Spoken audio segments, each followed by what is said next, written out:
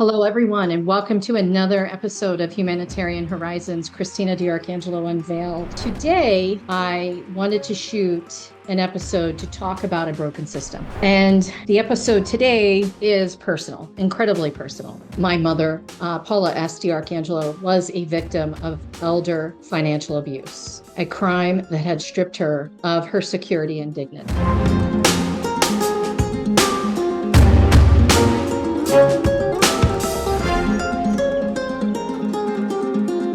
Her abuser finally went through the court system, and his name is David Frame, and he was placed on probation.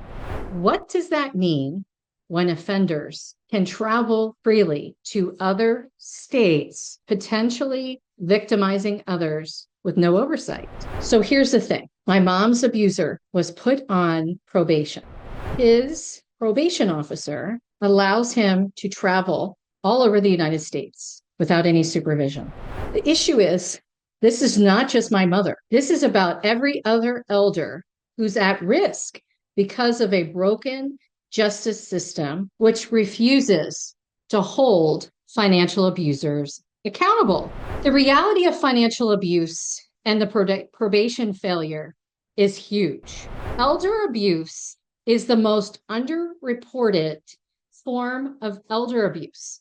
Only 1 in 44 cases have ever been reported, according to the National Adult Protective Services Association. You can read about some of this stuff in my book, Rescuing Mom, which is all about what happened to my mom. It discusses elder financial abuse, and it provides you stats similar to something that I just mentioned. In Pennsylvania, financial elder abuse is often charged as theft by deception, forgery, or identity theft, yet many offenders do not see the inside of a jail cell. Instead, they are put on minimal restrictions and sometimes allowed to cross state lines. Does this make sense? It surely doesn't make sense to me.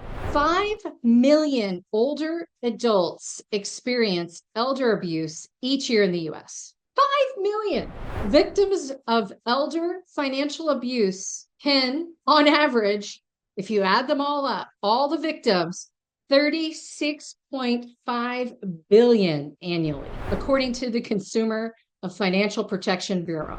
Pennsylvania, which is where the crime took place, is ranking in the top 10 states for elder financial abuse. Now, if you recall with my mom's case, the one offender who moved through the system, David Frame, did receive 48 hours in jail time. But I believe it was because he was arguing with me when I was doing my victim impact statement, which impacted the sitting judge. It was a horrific experience. You can listen to a previous podcast where I talk about this. So he had 48 hours, and then he was put on probation. My mother's abusers stole from her, manipulated her, and left her vulnerable. Again, instead of prison time, other than the 48 hours, he was given probation. This should mean that it's strict supervision, but instead, he's allowed to travel and potentially reoffends elsewhere. And who would know? Look what happened to my mom. No one knew that this had been going on for all this time. It is a clear pattern. Why is there no system in place to track him? Why is there no warning to the public in those areas where he's allowed to travel to? This is not justice. This is a loophole that allows criminals to escape real consequences. Where is the oversight? Why are we not protecting our elders? I just don't understand. Probation officers are supposed to monitor offenders.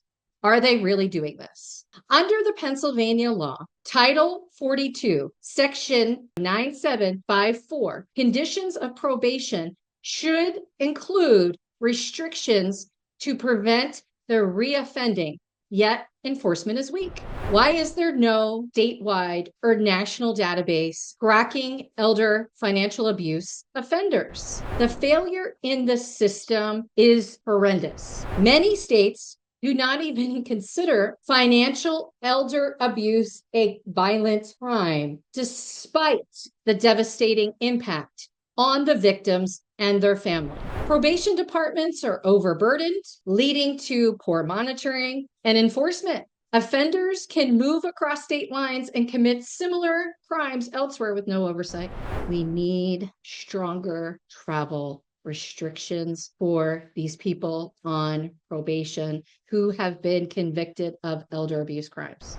If they cannot be trusted with finances, how can they move around freely? More oversight is needed with respect to the probation officers and the agencies. Who is ensuring they're actually supervising the offenders? How do they know this is happening? A national database should track people who've committed elder abuse, similar to the sex offender registry. Why don't financial abusers face the same trafficking and restrictions? Why? Why is it?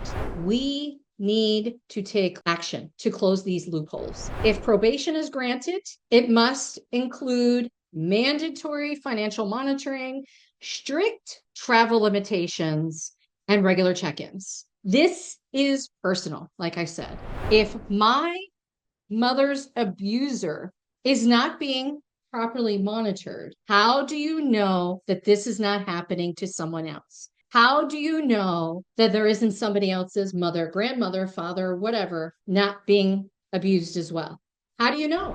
My mother, Paula S. DiArcangelo, deserved better. So do all the victims of elder abuse and their families. I will not stop fighting for justice until real accountability is in place. Join me in demanding stronger laws, better oversight, and real consequences for elder abusers. If you or someone you love has been a victim of elder financial abuse, speak up, share your story, and demand action. Do not sit there idle. Justice isn't just about punishment. It is about ensuring no one else suffers the same fate. And that's my message today. Do not forget to use your voice. Use your voice and stand up for your loved one. And don't allow your loved one to end up like my mother did. Remember, this was the picture, AI obviously to make the cover, but this was the picture that I took of her about 22 hours after she was rescued by the authorities because of my 911 call on March 24th of 2023. Don't let my mom's case and her death go in vain. Everyone deserves justice. Thank you so much for joining me today.